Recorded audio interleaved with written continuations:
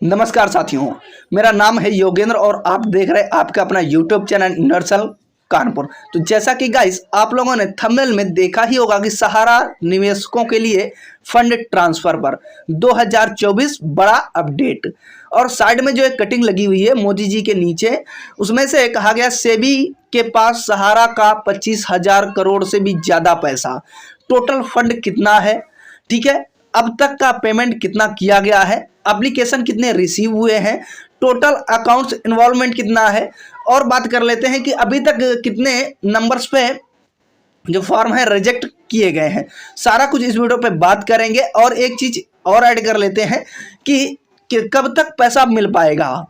ठीक है, एक ये बहुत बड़ा क्वेश्चन बनता है कि कब तक पैसा मिल पाएगा। अभी तक जो चल रहा है ठीक है, बट पैसा मिल पाएगा या नहीं मिल पाएगा। और जो अभी जो हमारा सुप्रीम कोर्ट था जिसने आदेश दिया था, उसकी भी जो डेडलाइन है वो नज़दीक आ चुकी है। क्या हम लोगों को पैसा मिल पाएगा या नहीं मिल पाएगा, या सरकार जुमलेबाजी ही करके रह गई, सारा कुछ आगे चल करके इसी वीडियो पे बात करेंगे। और एक एक करके जितने भी टॉपिक होंगे इनको डिस्कस करने का भी प्रयास करेंगे। तो बढ़ते हैं अपनी वीडियो की तरफ बिना कोई देरी के, बिना कोई टाइम गंवाए हुए। वीडियो में आगे बढ़ने से पहले आपसे एक छोटी सी रिक्वेस्ट है हाथ जोड़ करके कि अगर आप हमारे चैनल पर नए, चैनल को सब्सक्राइब कर लीजिएगा और बेल के आइकन को हिट करना ना भूलिएगा, ताकि आने वाली इसी तरह की जो भी होगी लेटेस्ट वीडियो आप तक सबसे पहले पहुंच पाएगी। तो बढ़ते हैं अपनी वीडियो की तरफ बिना कोई देरी के, बिना कोई टाइम गंवाए हुए। देखो, मैं क्वेश्चन से स्टार्ट करता हूँ, ठीक है ना। पहले मैं क्वेश्चन से स्टार्ट करता हूं और फिर आगे चल करके जो भी चीजें हैं मैं उनको, जितने भी आंकड़े हैं, जितने भी डाटा है, आगे चल करके बात करेंगे। देखो, ओवरऑल मैं फर्स्ट नंबर जो हमारे सहकारिता मंत्री हैं मैं उन्हीं से स्टार्ट करता हूं, फिर सेबी की तरफ आएंगे, फिर कितना टोटल फंड है सारा कुछ उसकी तरफ आएंगे। देखो, हालांकि अभी कल की डेट पे जो हमारे सहकारिता मंत्री माननीय श्री अमित शाह जी हैं, इनके द्वारा एक रैली की गई हैदराबाद पे, लेकिन वहां पे इनको सभी चुनावी मुद्दे रखने का टाइम था, बट सहारा के निवेशकों के लिए कोई भी एक लाइन भी बोलने का टाइम नहीं था। पहली बात यह है, ठीक है। तो क्या इनको सहारा के बारे में बोलना चाहिए या नहीं बोलना चाहिए?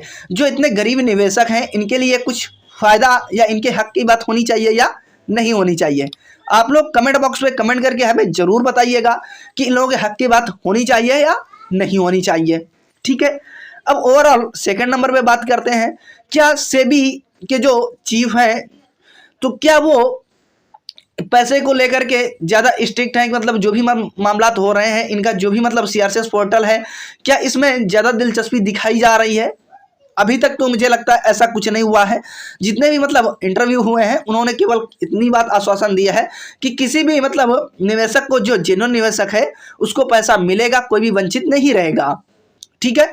अब सेकंड थर्ड नंबर पे बात कर लेते हैं। जो मोदी जी हैं हमारे, बहुत बहुचर्ची, सभी देशों में इनकी ख्याति है, मैं मानता हूं, बट इनको भी एक क्वेश्चन तो बनता ही है कि जो सहकारिता मंत्री जी से हैं, ये भी एक बार बोल सकते हैं कि जितने भी गरीबों का पैसा है सबके अकाउंट में वापस किया जाए। जो मूल राशि है वो तो वापस कर दी जाए, 10,000 वाली तो कम से कम कर दी जाए। वो भी हालांकि अभी तक हो नहीं पाई। 20,000 तक की बात की थी, वो भी हालांकि अभी तक पूरी नहीं हो पाई है। हालांकि मैं ये साफ इनकार नहीं करता हूं कि पैसा किसी को नहीं मिला है, हालांकि मिला है, लेकिन कुछ ही लोगों को मिल पाया है। जो कि अभी एक रिपोर्ट में आया था कि 138 करोड़ के समथिंग पैसा मिला हुआ था। जो 4500 या 4600 समथिंग जो भी निवेशक थे, उनको ये पैसा मिला हुआ है। लेकिन बात करें फिर से, एक वही मुद्दा आ जाता है, क्या मोदी जी को नहीं बोलना चाहिए कि गरीबों का पैसा वापस कर दो?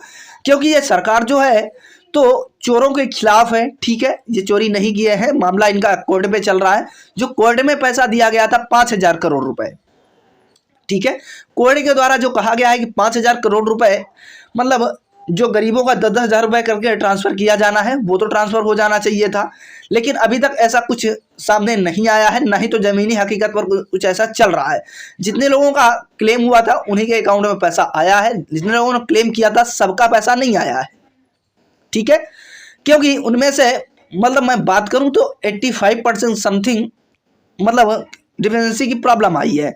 हमारे एरिया पे हम बात करें तो अभी हमने एक सर्वे पे पोल भी डाला था सेकंड चैनल पे, वहां से निकल करके आया था कि 85% समथिंग लोगों के पैसे नहीं आए हैं और 15% लोगों के पास में कुछ लोगों ने कहा है कि हाँ हमारे पैसे आए हुए हैं। और कुछ लोगों का हमने ये भी पूछा कि पैसे आएंगे या नहीं आएंगे, उस पर बाद में चर्चा कर लेते हैं। ठीक है, देखो ओवरऑल बात करें कि अभी तक पैसा जितना भी है, अब बात करें कि अभी जो बोला जा रहा है कि अभी आप लोग सही कर लो, सही करने के बाद में आपका पैसा आ जाएगा। तो देखो अभी जो 30 दिन में मतलब वेरिफिकेशन लगेगा। आज कौन सी डेट है? 28 तारीख। ठीक है, 28 तारीख है। और जो सुप्रीम कोर्ट का डेडलाइन का जो तारीख था 29 तारीख था, 29 दिसंबर।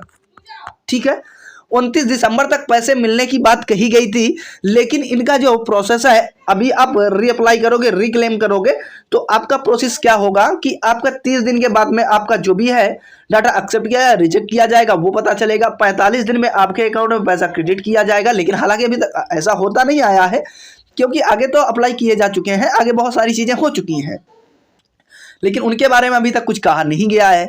तो मैं ऐसे कैसे मान सकता हूं कि 30 दिन में आपका पैसा मतलब रिक्लेम करने के बाद में आपके अकाउंट में रिफंड हो जाएगा। और एक बात और बनती है कि जब इतना ये सारा कुछ हो रहा है, अब ये 30 दिन, अब हमारे पास में तो समथिंग 1 महीने बचा हुआ है, अब ये 45 दिन में जाके पैसा मिलेगा।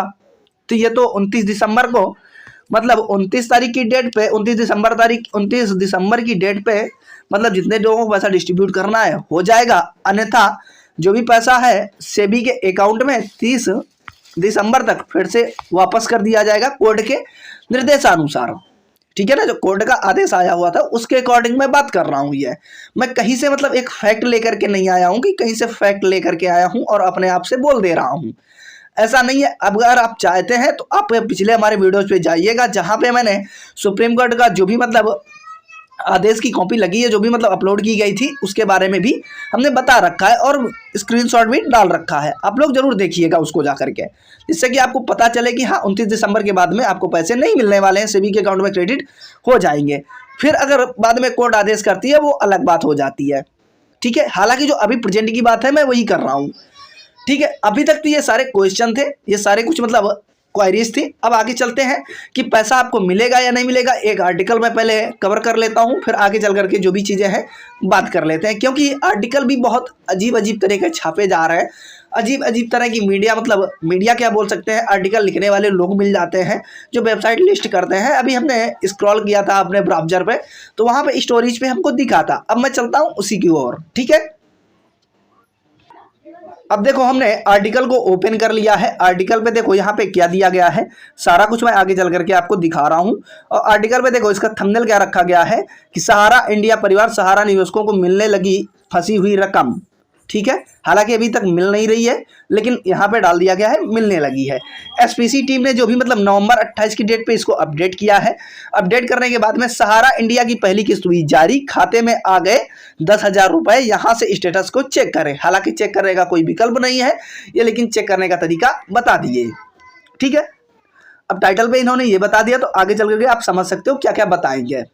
ठीक है, सहारा इंडिया रिफंड पोर्टल के माध्यम से जो भी निवेशक अपना रजिस्ट्रेशन कंप्लीट कर रहे हैं उन्हें अपनी निवेश की गई राशि प्रदान की जाएगी। लेकिन जिन निवेशकों का फॉर्म रिजेक्ट हो चुका है उन्हें कुछ आवश्यक कार्य पूरे करने होंगे और फॉर्म को फिर से सबमिट करना होगा। उसके बाद ही वह निवेश की गई राशि को प्राप्त कर सकेंगे। लेकिन अब बात कर रहे हैं कि अगर बात करें कि कुछ लोगों के मतलब उसमें फिर से एक प्रॉब्लम आई हुई थी कि जो अकाउंट से रिलेटेड कि आपका जो भी मतलब डाटा मैच ही नहीं मिल पा रहा है आपके पास में। तो जो इन्होंने एक चीज़ और की थी, मैं आगे चल करके उसको डिस्कस करता हूँ, पहले इस आर्टिकल को कवर कर लेते हैं। ठीक है, सहारा इंडिया कंपनी के अंतर्गत निवेश करने वाले निवेशक लाखों की संख्या में हैं और सभी को रजिस्ट्रेशन करने पर राशि प्रदान की जाएगी। लेकिन राशि तभी प्रदान की जाएगी जब आवेदन फॉर्म रिजेक्ट ना हो।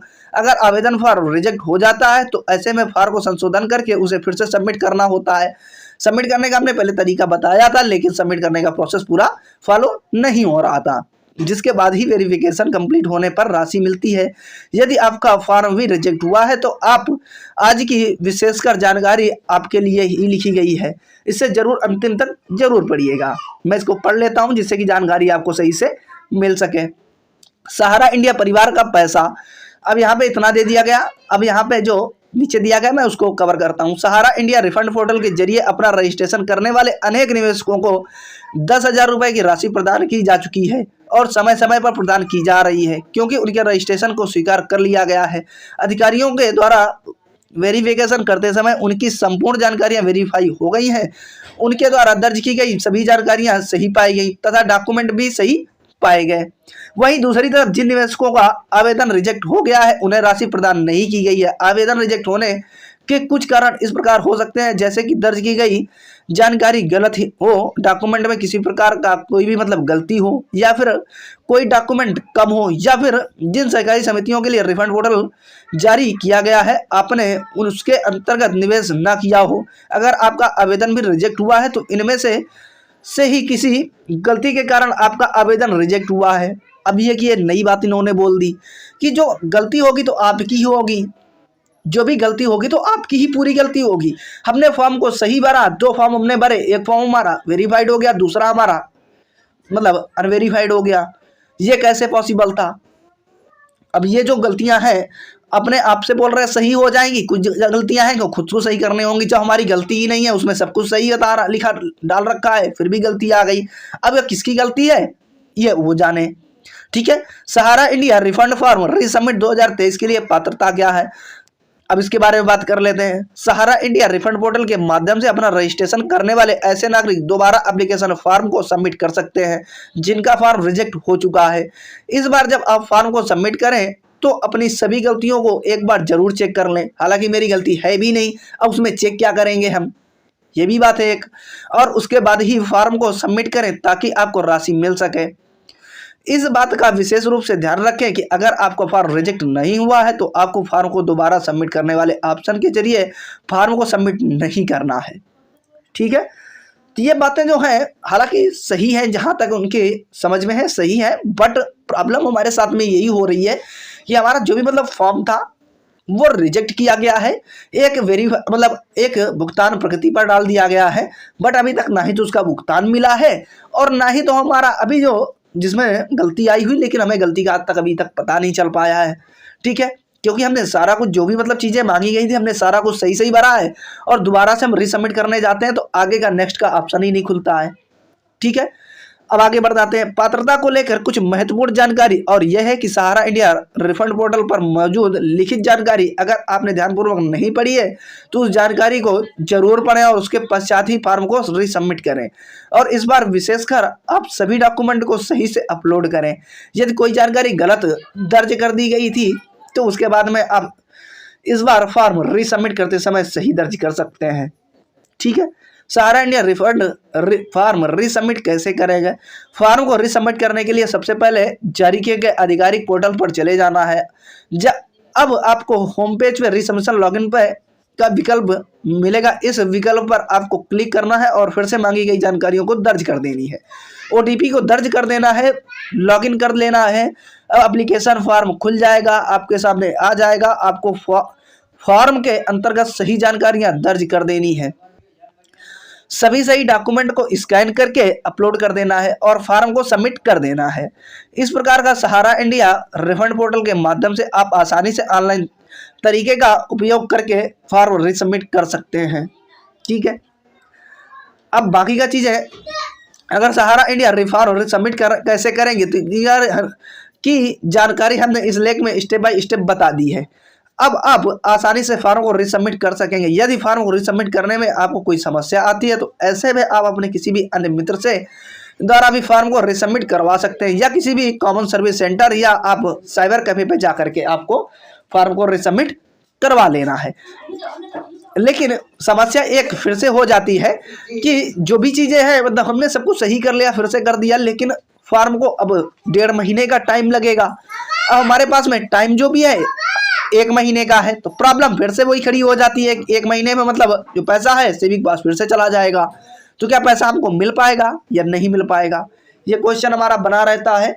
और बहुत सारे हमने अधिकारियों से भी बात की, लेकिन उनके द्वारा भी यही कहा गया कि 29 दिसंबर तक जो भी पैसा है वो सेविंग अकाउंट में चला जाएगा। अगर आपको वितरित नहीं किया जा सका तो फिर प्रोसेस क्या होगा, अगर दोबारा से कोर्ट जाएंगे तभी आपका ये प्रोसेस हो पाएगा।